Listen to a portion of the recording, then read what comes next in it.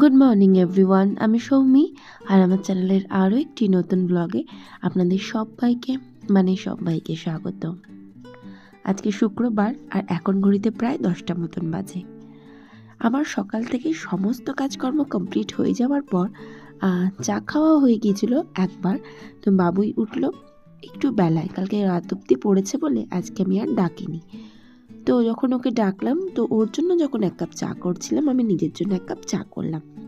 সাথে ওকে জিজ্ঞাসা করলাম, মামা ব্রেকফাস্টে তুই কি একটু ফ্রিজে ম্যাগি আছে খাবি নাকি ভাত ভাজা খাবি? ও বললো যেটা বলবেন সেটা। তো তখন আমি ভাবলাম ঠিক আছে, তাহলে ম্যাগিটা ওকে দিয়ে দেবো, আর ফ্রিজে একটু তরকারি আছে সেটা দিয়ে আমি খাবো মুড়ি। মা বলে কেন যে না, আমি ভাত ভাজা খাবো। তো সেই জন্য ম্যাগিটা বসে বসে ওর সাথে একটু গল্প করতে করতে খাচ্ছিলাম।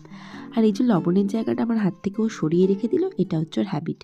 আমি লবণ খেলেই সেটাও আমার হাত থেকে সঙ্গে সঙ্গে সরিয়ে নেয়। তো এরপরে আমি করলাম কি, যে ভাবলাম যে কী করি, চলো ওর আবার ভাত ভাজাটা করতে হবে। তো তার আগে বড় ঘরে উঁকি মেরে দেখি তমাল বিছানা গোছাচ্ছে। মনে মনে ভাবলাম শান্তি, দেখি যদি ভালো করে সব বিছানাটা ও গুছিয়ে দেয় আজকে। সংসারের কাজটা বেশ তমাল করে দিলে আমার বেশ মজা লাগে। যখন বেশ কিছু কাজ করে দেয় আমার, তখন আমার বেশ ভালো লাগে। যেমন আজকে এই বিছানাটা গুছিয়ে দেবে, আমি ভাবলাম খুব ভালো করে গুছিয়ে দেবে, হয়তো সময় আছে যেহেতু। তারপরে দেখলাম যে না, ও বান্দা ও নয়, মোটেই গোছাবে না, পুরো বাকি টোটাল যা যা থাকবে সেই কাজগুলো আমাকেই করতে হবে। আর এরপরে এই ঘরে এসে দেখছি বাবুইকে আমি অনেকক্ষণ আগে বলে গেছি যে তুই বিছানাটা তোল, আমি তোর খাবার বানাবো।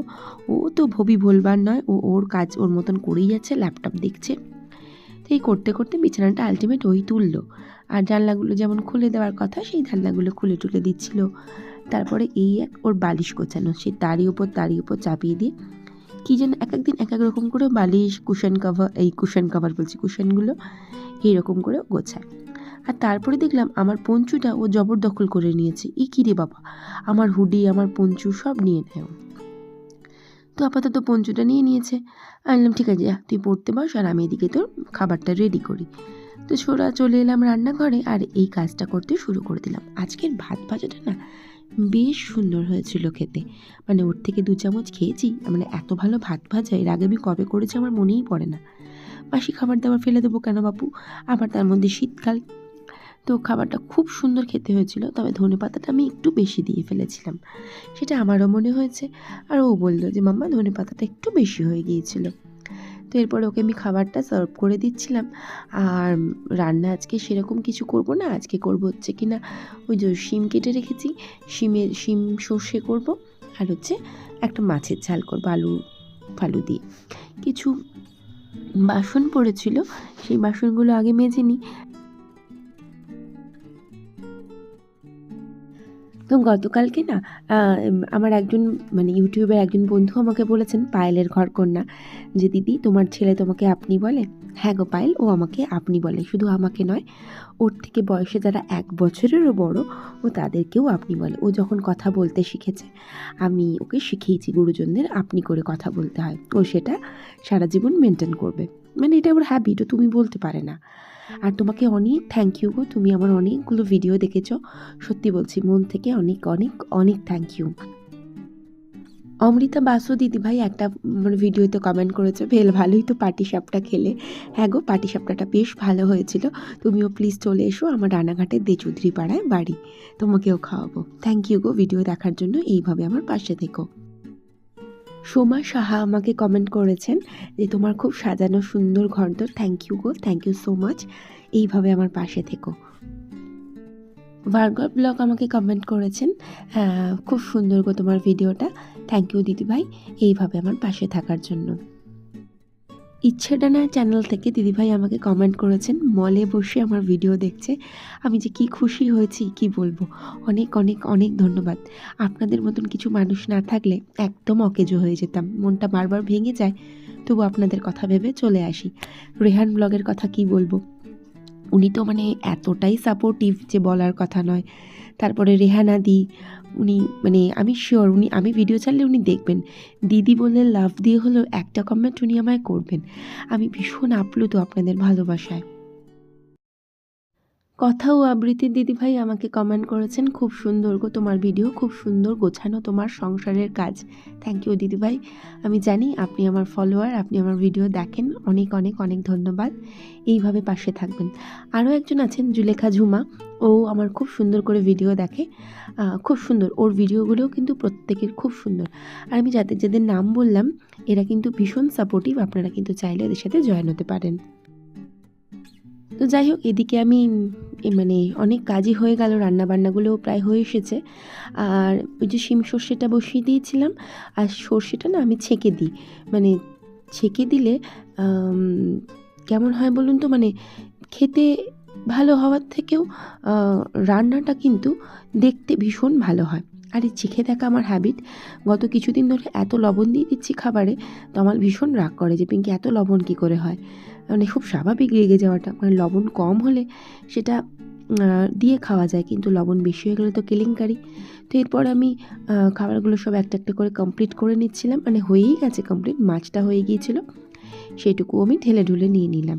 আর এবার হচ্ছে একটুখানি গ্যাস ওভেন কাউন্টার টপ এগুলো সব সুন্দর করে পরিষ্কার পরিচ্ছন্ন করে ফেলা। এটা নোংরা রেখে দিলে তো হয়েই গেল গল্প।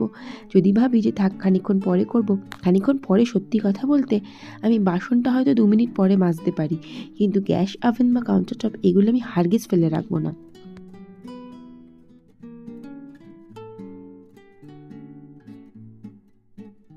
তো সব একেবারে পরিপাটি করে পরিষ্কার করে নিচ্ছিলাম। আর আজকে না ইচ্ছা হচ্ছিল না ঝাঁট দেওয়ার জন্য। বাবুইকে বললাম, মাম্মা আমি একটু ছাদে যাই, তুই একটু ঝাঁটটা দিয়ে নে না।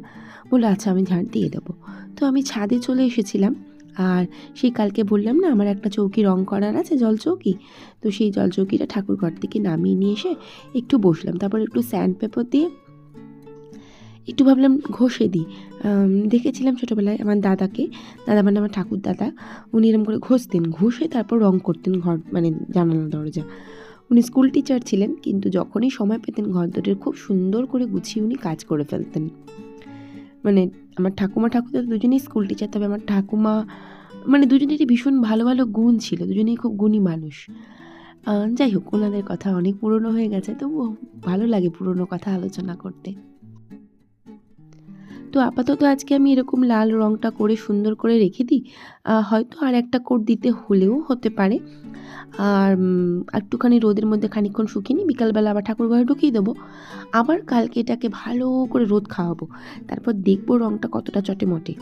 তারপরে যদি মনে হয় তাহলে আরেকটা কোট করব, আর তারপরে করবো এর মধ্যে একটা সুন্দর করে কলকা।